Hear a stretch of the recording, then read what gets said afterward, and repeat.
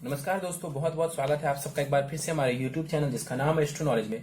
दोस्तों, आज की इस वीडियो में हम एक 26 वर्ष युवती की कुंडली का विश्लेषण करने वाले हैं, जिन्होंने अपने बर्थ डिटेल्स मेरे साथ शेयर किए और एस्ट्रोलॉजी के माध्यम से ये अपने जीवन से जुड़े हुए कुछ महत्वपूर्ण प्रश्नों के उत्तर जानना चाहती हैं।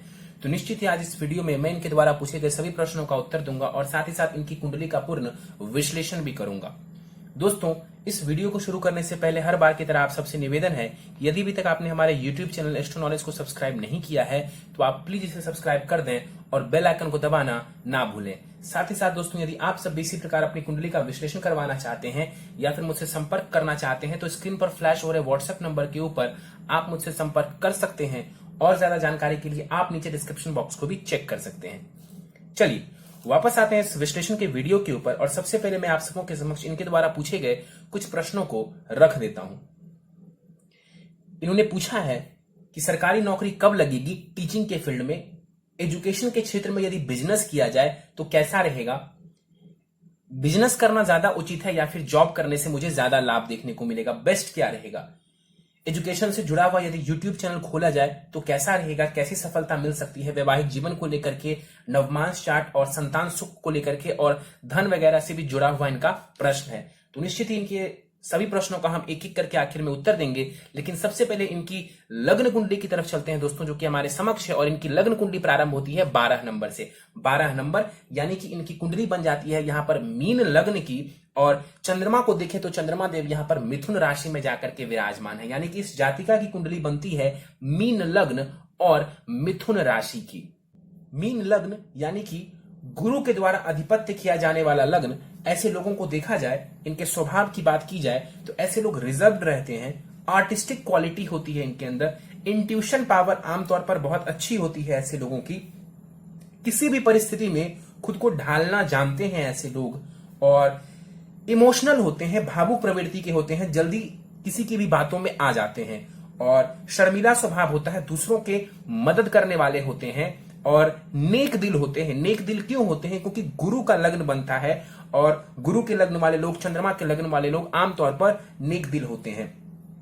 तो यहां पर लग्न की तरफ देखा जाए तो लग्न 2 डिग्री का है यहां पर, तो लग्न के पास जो बलाबल है वो बहुत ज्यादा नहीं माना जाएगा। लग्नेश उठ करके सप्तम भाव में जाकर के विराजमान है।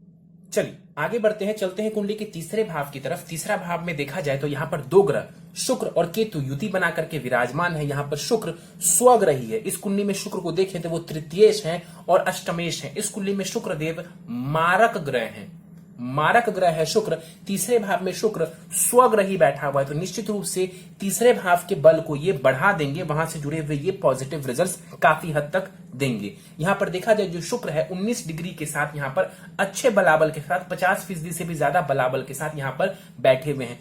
कुमार अवस्था का है ये शुक्र। तीसरा भाव यानी कि साहस, पराक्रम, मेहनत, छोटे भाई बहन के भाव में यहां पर ये बैठे हुए हैं। यहां पर बैठा हुआ जो शुक्र है क्रिएटिव एबिलिटी देगा, क्रिएटिव स्किल्स देगा आपको। यहां पर बैठा हुआ शुक्र जो है आपको कहीं ना कहीं किसी कला के क्षेत्र में इंटरेस्ट दिलवा सकता है। छोटे भाई या बहन है उसके साथ संबंधों को ये बढ़िया बनाए रखने की कोशिश करेंगे, आपके कम्युनिकेशन स्किल्स को ये बढ़िया और अच्छा कर देंगे। यहां पर बैठे हुए शुक्र की दृष्टि पड़ेगी कुंडली के भाग्य भाव के ऊपर। मंगल की राशि को देखेंगे, वैसे ही मैंने बताया मारक ग्रह है, तो भाग्य भाव को देख करके कोई बहुत जबरदस्त आपको भाग्य से जुड़ा हुआ ये लाभ नहीं देगा। आगे बढ़ते हैं, केतु के ऊपर चलते हैं। 16 डिग्री के केतु है यहां पर, और केतु के पास बलाबल बढ़िया है, लेकिन ये इनकी नीच की राशि हो जाती है। इस राशि में केतु नीच के माने जाते हैं, तो नीच का केतु तीसरे भाव में बैठा हुआ है। लेकिन ध्यान से देखिए तो केतु जो है जिसकी राशि में राहु या केतु बैठते हैं, चूंकि ये छाया ग्रह हैं, अपना कोई वजूद नहीं है, तो जिसकी राशि में बैठते हैं या जिसके साथ बैठते हैं वैसा ही प्रभाव देने लगते हैं। तो यहां पर ये शुक्र की राशि में बैठे और शुक्र के ही साथ बैठ गए तो ये खराब प्रभाव नहीं दे पाएंगे। भले ही नीच की राशि में बैठे हैं, हो सकता है इसकी दशा चले तो थोड़ी परेशानी देखने को मिले, लेकिन अल्टीमेटली यहां पर केतु शुक्र के जैसा ही रिजल्ट देगा। तो यहां पर केतु भी आपका कोई विशेष बुरा नहीं कर पाएगा, खास करके तीसरे भाव से जुड़े हुए रिजल्ट्स में ये कोई परेशानी आपको ये विशेष रूप से नहीं देने वाला होगा। हाँ, इसकी दृष्टि पड़ेगी कुंडली के सप्तम भाव के ऊपर। सप्तम भाव यानी कि विवाह का भाव, वैवाहिक जीवन में ये थोड़ी परेशानी आपको देने वाला होगा।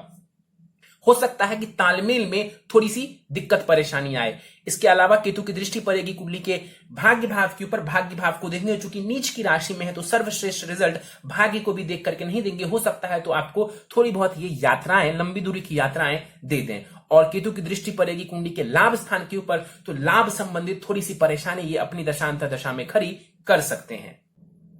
आगे बढ़ते हैं, चलते हैं कुंडली के चतुर्थ भाव की तरफ। चतुर्थ भाव यानी कि सुख का भाव, माता से सुख, मकान का सुख, प्रॉपर्टी का सुख, ये सब हम कुंडली के चतुर्थ भाव से देखते हैं। जीवन के सारे सुखों के लिए हम फोर्थ हाउस को देखते हैं। यहां पर मिथुन राशि है और बुध और चंद्रमा युति बना करके बैठे हुए हैं। यहां पर देखें तो चंद्रमा 8 डिग्री के साथ 50% बलाबल के साथ कुमार अवस्था में विराजमान है।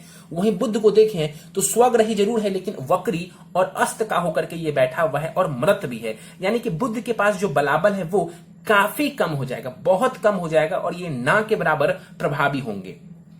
चंद्रमा यहां पर देखें कौन है इस कुंडली में, पंचमेश है चंद्रमा, पंचम भाव यानी कि शिक्षा, संतान और प्रेम संबंध के भाव का स्वामी ग्रह चंद्रमा बनता है और जाकर के सुख भाव में बैठा हुआ है। तो कहीं ना कहीं जीवन में आपको ये संतान से सुख दिलवाएगा और खास करके एजुकेशन वगैरह से ये आपको लाभ देने वाले होंगे।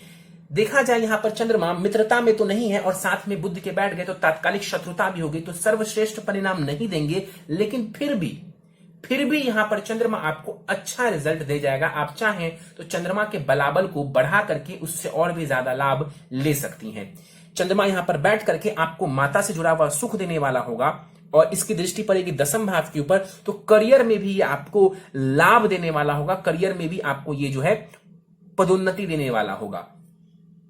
बुध के ऊपर चले, मैंने बताया कि बुध के पास जो बलाबल है वो बहुत कम हो गया। इस कुंडली में बुध सुखेश है और सप्तमेश है, तो सुख भाव के भी स्वामी ग्रह है और विवाह भाव के भी स्वामी ग्रह है। बुध जाकर के चतुर्थ भाव सुख भाव में ही बैठ गए तो भद्र नाम का महापुरुष योग बन गया। लेकिन मैंने जस्ट आपको बताया कि चूंकि बुध मृत है, अस्त है और वक्री है, तो बहुत कम प्रभाव ये दे पाएंगे कुंडली में, बहुत कम प्रभाव ये आपको दे पाएंगे। तो यहां पर भद्र महापुरुष योग बन तो जरूर रहा है लेकिन कोई बहुत विशेष लाभ ये आपको नहीं दे पाएगा। देखा जाए यहां पर बुध का प्रभाव बहुत ज्यादा नहीं है। अगर यहां पर बुध का प्रभाव होता तो ये निश्चित रूप से आपके अंदर लीडरशिप क्वालिटी देते, आपके सुखों में और ज्यादा ये वृद्धि करने वाले होते। इस बुध के पास दृष्टि भी ना के बराबर प्रभावी होगी। आगे बढ़ते हैं, सूर्य के ऊपर चलते हैं। सूर्य 1 डिग्री का है और यहां पर सूर्य मृत अवस्था के हैं। षष्ठेश है सूर्य, यानी कि रोग, ऋण और शत्रु भाव के स्वामी ग्रह बनते हैं। सूर्य जाकर के पंचम भाव में शिक्षा संतान के भाव में जाकर के बैठे हुए हैं। यहां पर बैठा हुआ सूर्य शिक्षा में आपको लाभ देगा। सूर्य शिक्षा के क्षेत्र में निश्चित रूप से लाभ देते हैं यदि शिक्षा के भाव को ये कहीं से भी प्रभावित कर रहे हो। चंद्रमा की राशि में बैठे हुए हैं, मित्र की राशि में बैठे हुए हैं और तात्कालिक मैत्री में भी हैं, तो बढ़िया रिजल्ट दे जाएंगे सूर्य बढ़िया रिजल्ट दे जाएंगे। यहां पर शिक्षा से जो है विशेष रूप से ये सूर्य आपको लाभ देगा। मृत अवस्था का है सूर्य, बहुत ज्यादा बलाबल इसके पास भी नहीं है। दृष्टि डालेंगे लाभ भाव के ऊपर तो जीवन में आपको ये शिक्षा संबंधित जो है, शिक्षा से खास करके लाभ देने वाले होंगे।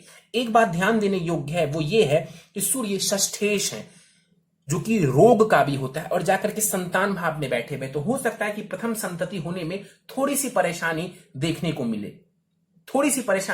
मिले। चंद्रमा की स्थिति बढ़िया है, परेशानी बहुत ज्यादा नहीं होगी, लेकिन हो सकता है तो सूर्य की वजह से थोड़ी परेशानी हो, क्योंकि सूर्य षष्ठेश है इस कुंडली में और जाकर के पंचम भाव में बैठे हुए, तो हो सकता है कि संतान होने समय आपको थोड़ी सी परेशानी देखने को मिले।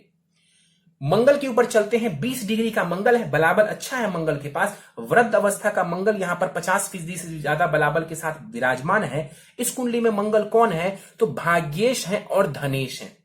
एक कारक ग्रह माना जाएगा इस कुंडली में मंगल, और जाकर के छठे भाव में बैठा हुआ है, मित्र के भाव में बैठा हुआ है और तात्कालिक मैत्री में भी है, तो अधिमित्र हो गए यहां पर ये सूर्य के, और जाकर के छठे भाव में बैठे में देखिए यहां पर बैठा हुआ मंगल संघर्ष के बाद आपको बहुत ज्यादा सफलता देने वाला है। छठा भाव कंपटीशन का होता है, कंपटीशन में यहां पर बैठा हुआ मंगल आपको सफलता दिलवाएगा। शत्रु चाहे 1 हो या 1 लाख हो, उसके ऊपर यहां पर बैठा हुआ मंगल आपको विजयी बनाएगा।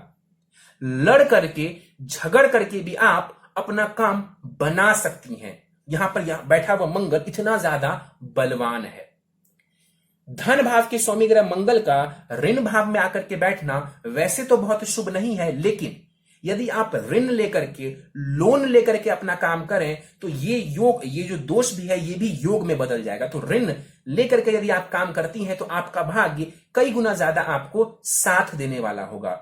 किसी को ऋण देना नहीं है, लेकिन आप ऋण लेना चाहें, लोन लेना चाहें लाइफ में तो आप ले सकती हैं, उससे आपको लाभ देखने को मिलेगा। मंगल की दृष्टि देखा जाए पड़ेगी यहां पर भाग्य भाव के ऊपर, अपने ही राशि को मंगल देव देखेंगे तो भाग्य संबंधित आपको ये लाभ देने वाला होगा। देखिए, जब भाग्येश छठे भाव में बैठ जाए तो कहते हैं कि भाग्य में थोड़ी कमी हो जाती है, क्योंकि 6, 8, 12 इन 3 भावों को हम बहुत ज्यादा पॉजिटिव नहीं मानते हैं।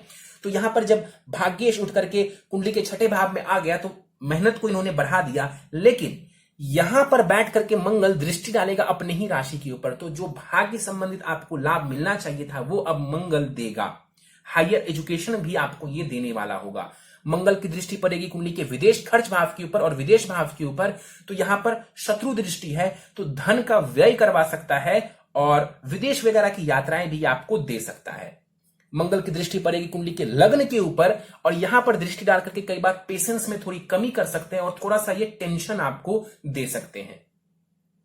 चलिए आगे बढ़ते हैं, गुरु के ऊपर चलते हैं। 14 डिग्री का गुरु पूरे बलाबल के साथ यहां पर गुरु बैठे हुए हैं, पूरे 100% बलाबल के साथ कुंडली के सप्तम भाव में।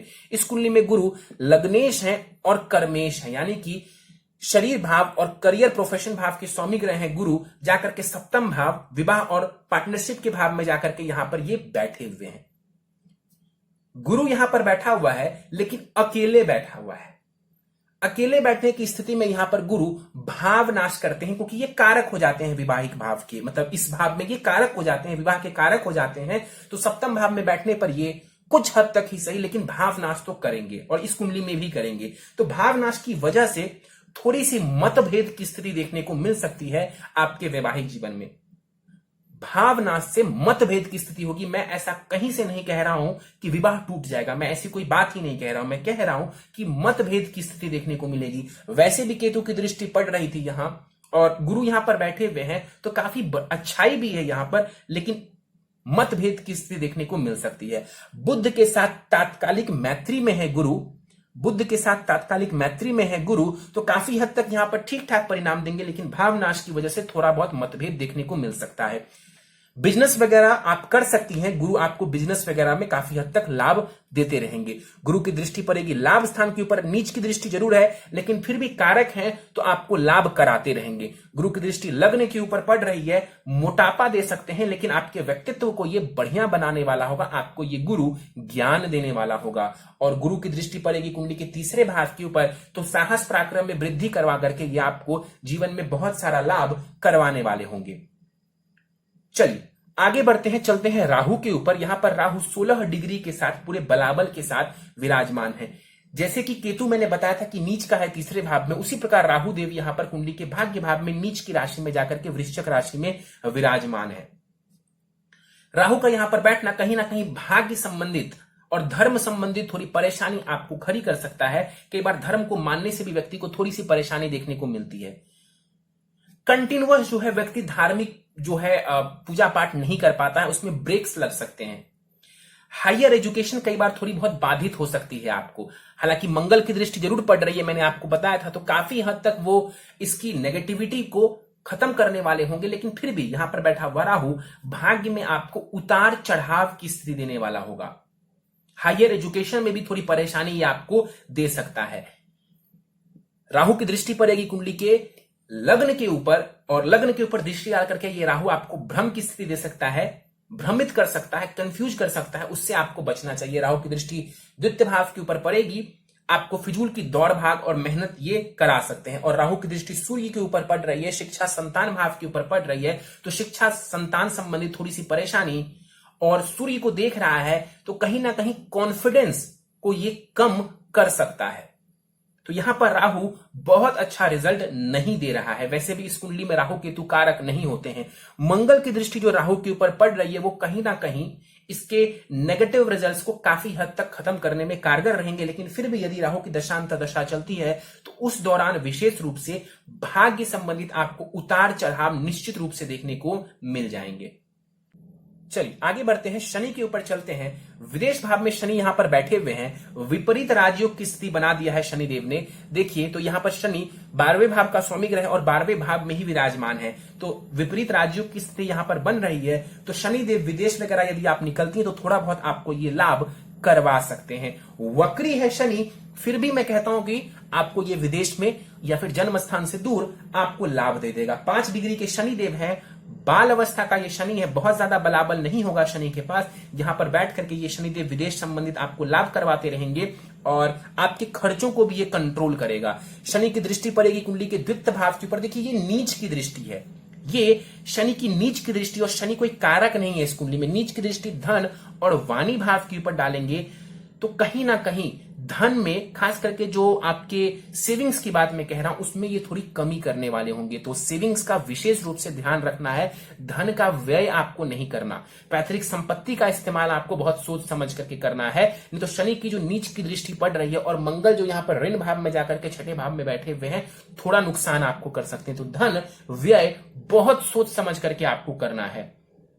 और वाणी का भी आपको ध्यान रखना है, किसी को कटु वचन नहीं कहने हैं। शनि की दृष्टि पड़ेगी कुंडली के 6ठे भाव के ऊपर, 6ठे भाव के ऊपर दृष्टि डाल करके हड्डियों से संबंधित आपको थोड़ी बहुत ये परेशानी दे सकते हैं, उससे आपको बचने की जरूरत है। मंगल शनि की दृष्टि एक दूसरे के ऊपर पड़ रही है, टेक्निकल क्षेत्र में भी जाने का ये छोटा सा योग बना देता है। और शनि की जो दसम दृष्टि जाएगी वो जाएगी कुंडली के भाग्य भाव के ऊपर। देखिए 7वीं दृष्टि यहां 8, 9 और 10, दसम दृष्टि पड़ेगी इनकी कुंडली के भाग्य भाव के ऊपर, तो ये भाग्य में विलंब उत्पन्न करेंगे। वैसे ही यहां पर नीच का राहु बैठा हुआ है और शनि की दृष्टि पड़ गई, और शनि कारक नहीं है इस कुंडली में, दृष्टि डालेंगे, शत्रु दृष्टि है शनि की भाग्य भाव के ऊपर, तो भाग्य संबंधित ये आपको परेशानी खड़ी करेगा, विलंब उत्पन्न करेगा आपके भाग्य में। मंगल की दृष्टि जैसा कि मैंने बताया काफी हद तक डैमेज कंट्रोल करेगा, लेकिन फिर भी यदि शनि या मंगल से जुड़ी हुई, शनि या राहु से जुड़ी हुई दशा चलती है तो उस दौरान आपको विशेष रूप से परेशानी देखने को मिल सकती है। चलिए तो ये था आपकी कुंडली में ग्रहों का विश्लेषण। दशाओं के ऊपर हम बात कर रहे हैं। अभी आपको गुरु की महादशा चल रही है जो कि 30 मार्च 2025 तक रहने वाली है, और गुरु की महादशा में अभी आपको सूर्य की अंतरदशा चल रही है जो कि 30 जुलाई 2020 तक रहने वाली है। 30 जुलाई 2020 तक का समय अच्छा है आपके लिए। उसके बाद भी चंद्रमा की जो है अंतरदशा, फिर मंगल की अंतरदशा आपके लिए बढ़िया रिजल्ट देने वाला है। तो अभी करीब जो समय है 5 नवंबर 2022 तक का, वो बहुत बढ़िया है, और गुरु की दशा भी आपके लिए बढ़िया मानी जाएगी। दशाओं के अलावा एक बात आपको और बता दूं कि आपके ऊपर फिलहाल शनि की ढैया भी चल रही है। शनि की ढैया भी आपके ऊपर चल रही है, तो कहीं ना कहीं चीजों का आपको ध्यान रखने की आवश्यकता है। चलिए सीधे प्रश्नों को ले लेते हैं। और इन्होंने पूछा है सरकारी नौकरी के योग कब है टीचिंग के फील्ड में। देखिए सबसे पहले तो आप टीचिंग के फील्ड में हैं, दसम भाव को देखें तो वो गुरु के अंतर्गत आता है। बिल्कुल सही क्षेत्र में आप गई हैं, कोई दिक्कत परेशानी नहीं है। इसके अलावा टेक्निकल क्षेत्र में भी आप अच्छा सफलता प्राप्त कर सकती थी। कब आपको जॉब मिलेगी, देखिए अभी फिलहाल गुरु की दशा चल रही है, गुरु में सूर्य, अभी भी समय बढ़िया बना हुआ है। गोचर भी आपको काफी हद तक सपोर्ट कर रहा है। वैसे तो देखा जाए तो सितंबर से लेकर के नवंबर तक का समय काफी ज्यादा आपको सपोर्ट करने वाला है जॉब के फील्ड में। अगर उस दौरान तक भी ये नहीं हो पाता है, फिर भी मैं आपको मानता हूं कि आपकी जॉब इस वर्ष नहीं तो अगले वर्ष लग जाएगी। 2021 में भी योग बढ़िया नजर आ रहे हैं, इवन 2022 में भी योग बहुत बढ़िया नजर आ रहे हैं। गुरु की महादशा में मंगल की अंतरदशा जब तक है, वो समय आपके लिए बढ़िया है। आपकी जॉब आने वाले वर्षों में 1 से 2 वर्षों में आसानी से लग जाएगी। बहुत ज्यादा चांसेस हैं कि इस वर्ष के आखिरी से लेकर के अगले वर्ष तक आपकी जॉब लग जाएगी और सरकारी नौकरी लग जाएगी। उसको लेकर के बहुत ज्यादा चिंता करने की जरूरत नहीं है। एजुकेशन के क्षेत्र में बिजनेस करना कैसा रहेगा, अति उत्तम, बहुत बढ़िया, आप कर सकती हैं, कहीं भी कोई दिक्कत परेशानी नहीं है। इसके बाद इन्होंने पूछा है बिजनेस करें या फिर जॉब करें, मेरे लिए क्या बेस्ट रहेगा। सबसे पहले तो आप जान लीजिए आपके लिए दोनों ही बेस्ट रहेगा। आपके लिए दोनों ही करना बेस्ट रहेगा। आप कुछ भी करेंगे आपको सफलता मिल जाएगा। लेकिन यदि एजुकेशन के ही फील्ड में आप काम करना चाहती है तो बिजनेस आपके लिए ज्यादा बढ़िया रहेगा। गुरु की प्लेसमेंट को देख करके मैंने आपको ये बात बोली है कि यदि आप एजुकेशन के फील्ड से जुड़ती हैं तब आप बिजनेस करिए, ज्यादा लाभ देखने को आपको मिलेगा।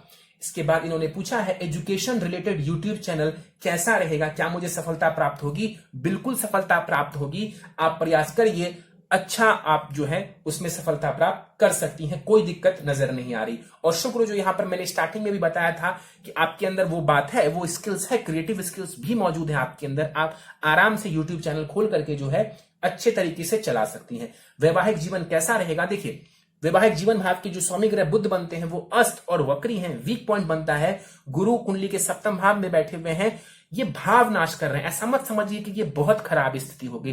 भाव नाश कर रहे हैं तो थोड़ा बहुत ये मतभेद करवा सकते हैं, जो कि अभी के टाइम पे नॉर्मल है। तो कुंडली मिलान यदि सही से हो गया तो कोई दिक्कत परेशानी नहीं है। तो कुंडली मिलान आपके लिए जरूरी है। मतभेद की स्थिति यहां पर नजर जरूर आ रही है। इसके बाद इन्होंने पूछा है कि नवमांश में ग्रहों के बारे में बताएं। बिल्कुल, मैं आगे जाकर के नवमांश चार्ट के बारे में आपको पूरी जानकारी दूंगा। संतान सुख कैसा रहेगा? संतान सुख बहुत बढ़िया रहने वाला है, कोई दिक्कत नहीं है। हो सकता है तो प्रथम संतति होने के दौरान यदि कोई दशा खराब वगैरह चलती है तो थोड़ी सी परेशानी आपको देखने को मिल सकती है। अदरवाइज संतान बहुत उत्तम होगी आपकी, उसको लेकर के चिंता आपको नहीं करनी है। इसके बाद इन्होंने पूछा है फाइनेंशियल लाइफ कैसी रहेगी मेरी और मेरे हस्बैंड की।